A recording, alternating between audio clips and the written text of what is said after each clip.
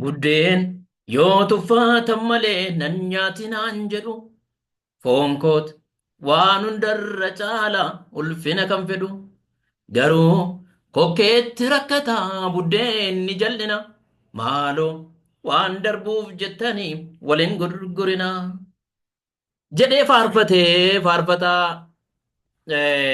dastaa hir'in sarmuu yookaan immoo amma kana istaatisiin irra jiruuni dooktar faarfataa dastaa hin sarmuu jechuudha. Buddeen yoo tuffatan malee nan nyaatinaa hin jedhu foon kooti waan hundarra caalaa ulfina kan fedhu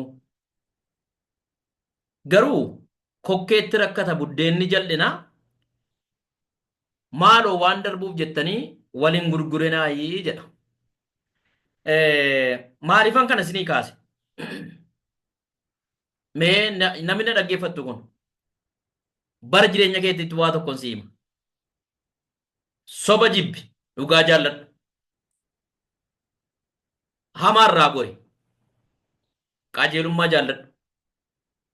Naman jibbiin jaalladhu. Ina baariin eebbisi. Isa si dhiibuuf bakka dhiisi. Isa dubbii si dhowwuuf dubbii dhiisi. Maaliifan siin jedhaa? Yoo takkas goote Rabbi yookaan immoo Waaqayyoo gara kee godha si gargaara moo'icha sii kenna. Yooti faallaa dhugaa taate yooti jal'ina hojjette yookaan waan hamaa hojjette garuu seexanni gara keeti Rabbi immoo faallaa keeti Waaqayyo immoo faallaa keeti jechuudha. Namni akkasii kun yeroodhaaf itti tolee jiraachuu danda'a garuu muriin dheeratu Waaqayyumatu muriin dheeressu Rabbitu muriin dheeraan kennuuf.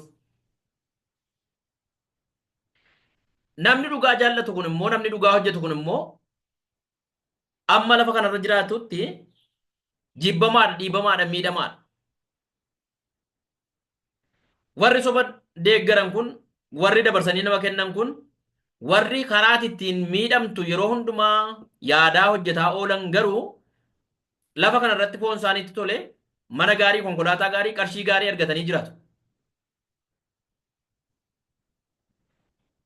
Haa ta'u iyyuu malee amantaa fedhe hordofi musliima ta'i kiristaana ortodoksii ta'i kiristaana pheenxee ta'i kiristaana kaatolikii ta'i waaqeffataa ta'i joobaa ta'i waan fete yoo taate dhugaan shanjaa miti lama sadii miti tokkichuma.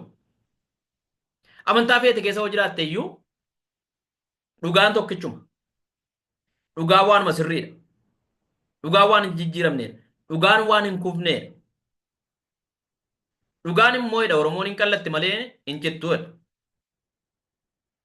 Dhugaan immoo dhumarratti nama hin saalfachiisu, nama hin qaanessu, sin kuffisu, sin dhiisu. Kanaafuu yoo dhugaa qabaatte ati dhumarratti ni moota. Yoo soba qabaatte hoo ammaaf fakkeessita malee kufuun kee nafu. Dhumni kee gaariin ta'u jechuudha.